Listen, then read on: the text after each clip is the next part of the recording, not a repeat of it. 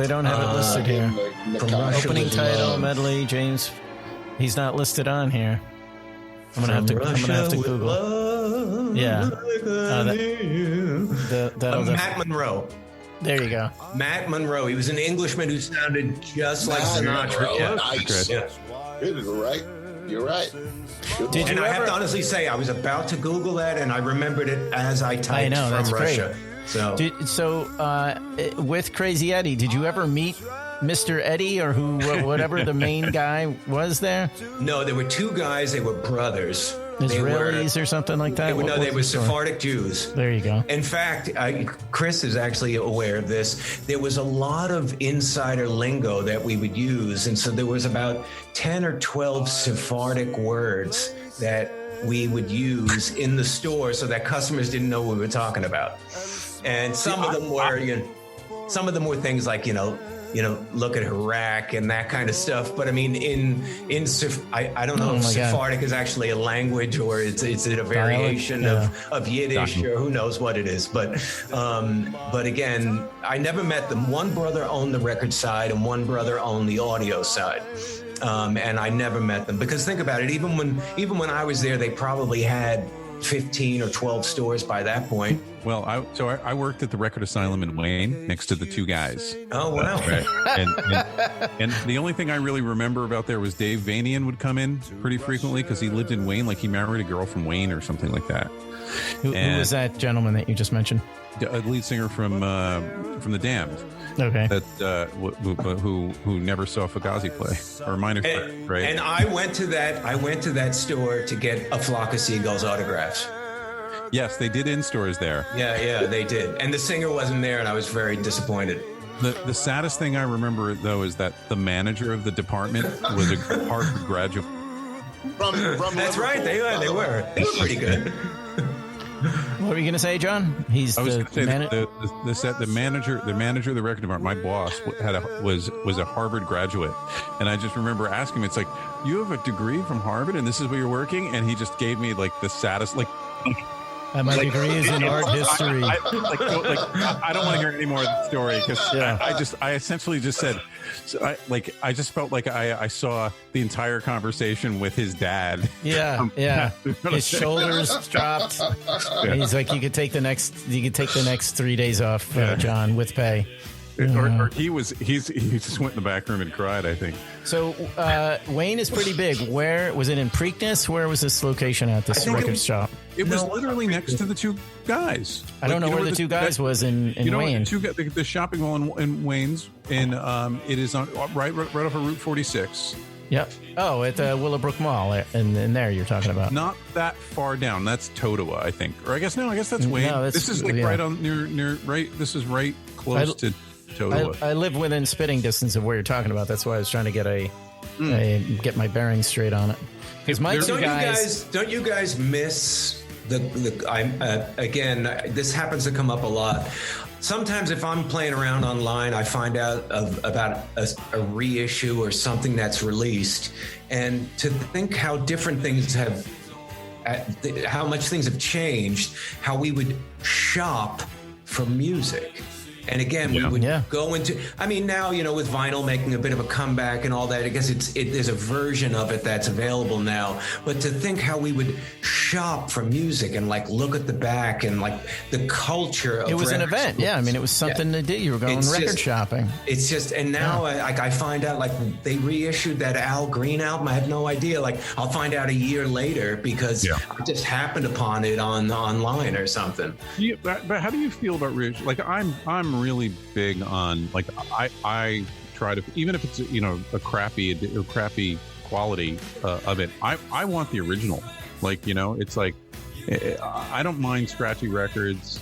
I love digging through old musty records and going and it just, to me, it's like, this is from that era. It's not the 180 Virgin double album.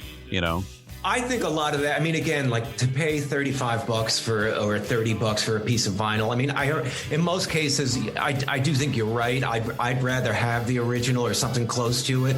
But again, I don't necessarily have to have the original. It's like as long as it's, you know what I mean, like one that was a contemporary of its music, you know, or from the 70s when you were a kid buying records. Yeah, right. I mean, although Chris and I have had this conversation about pressings and how some Beatles nuts know the difference between the Scranton pressing, the Scranton PA, which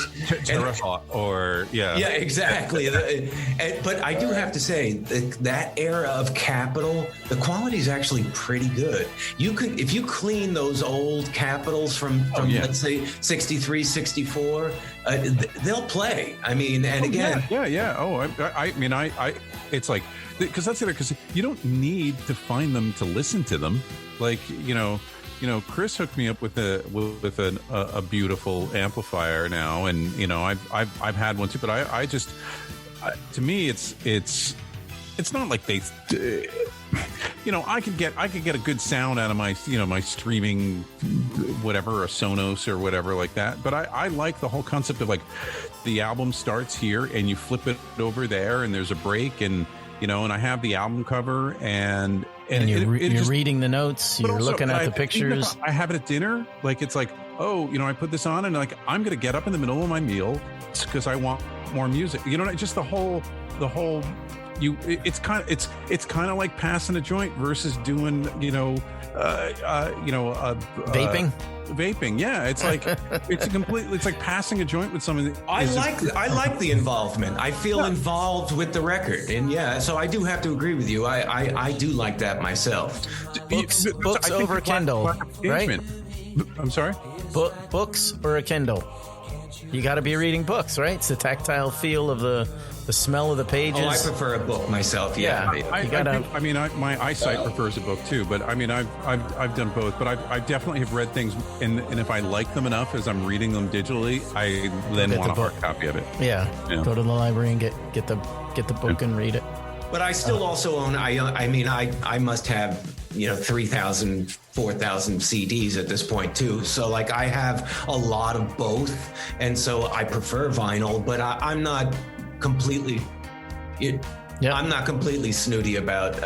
Are you connected? Do you feel connected to those CDs? Like I kept the CDs that like, either my name's in the booklet or I know like it's not like it's a bootleg or it's a, like I have my Beatles CDs. I never listened to them, but it was kind of like, but I have those original crappy sounding CDs that came out, not the 2009 reissues, but full confession, I'm just starting to peel off some of them because again, I'm going through them like, do I need Joni Mitchell Blue? Do I need these? I mean, these are great records, but do I really need them? And so I'm starting to peel off some. Do you need them on CD? Because if it's a vinyl version, you probably would keep it, right? Keep it, right? Well, I mean, in most cases, yeah. I mean, but even in that, even with my vinyl, I'm starting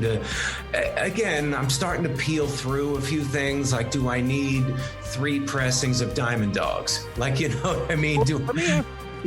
So as someone who sells vinyl, right, at fairs and stuff like that, does that mean almost everything you have is for sale? Like, do you as if someone's going to sell your copy, like, oh, I could get $75 for this pressing I have of Sgt. Pepper. I'm sure I'll get another one tomorrow.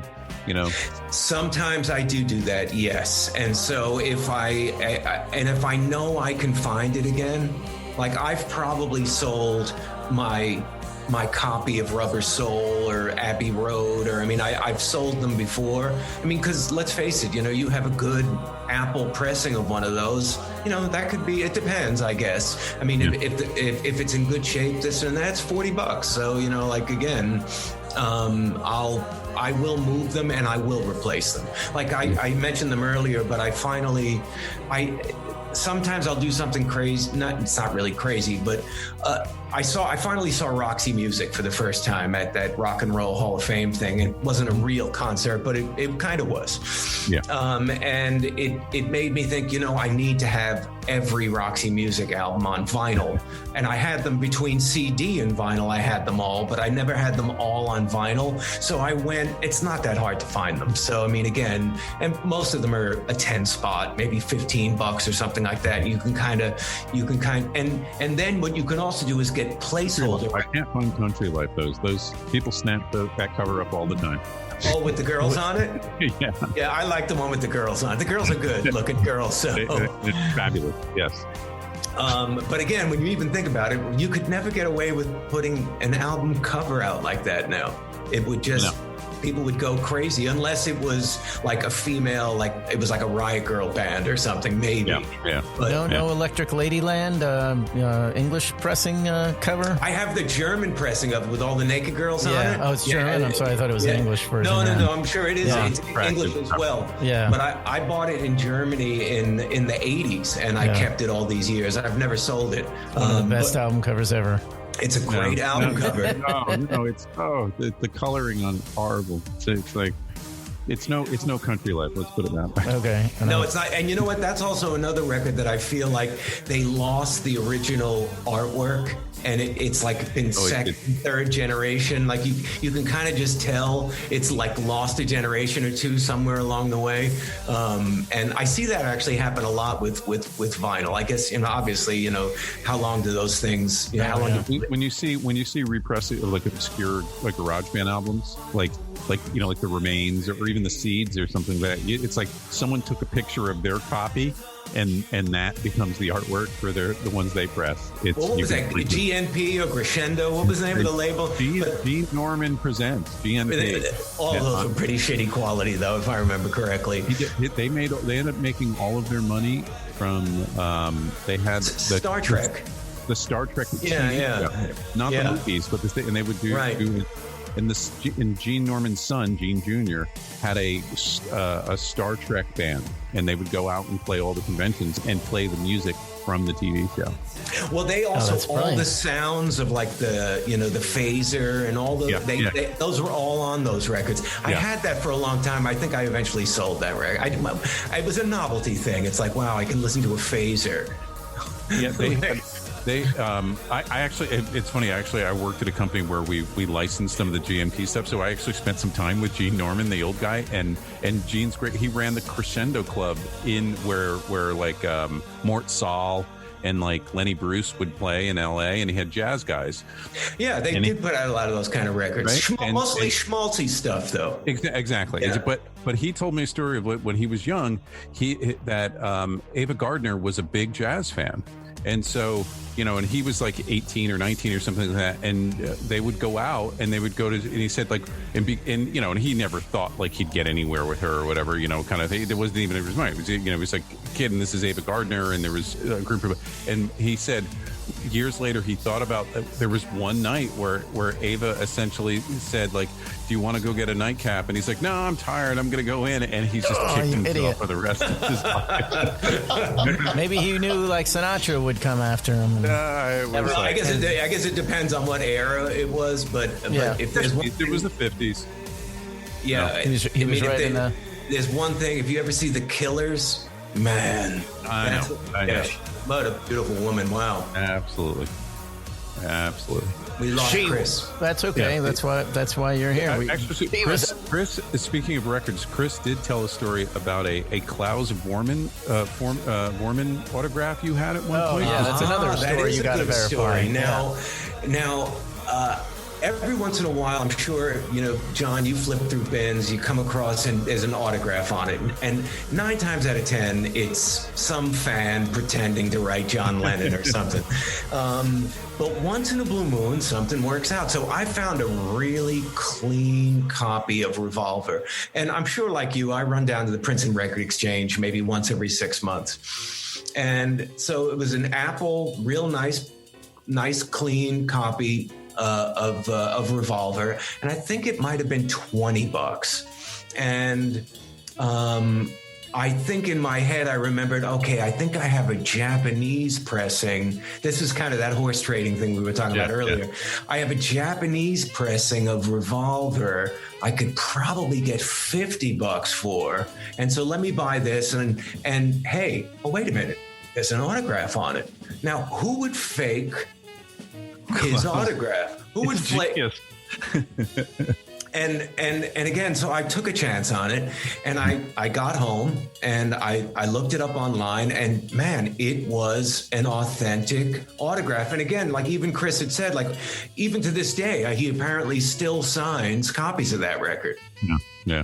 So, and again, he's probably 80 himself, isn't he? If not older.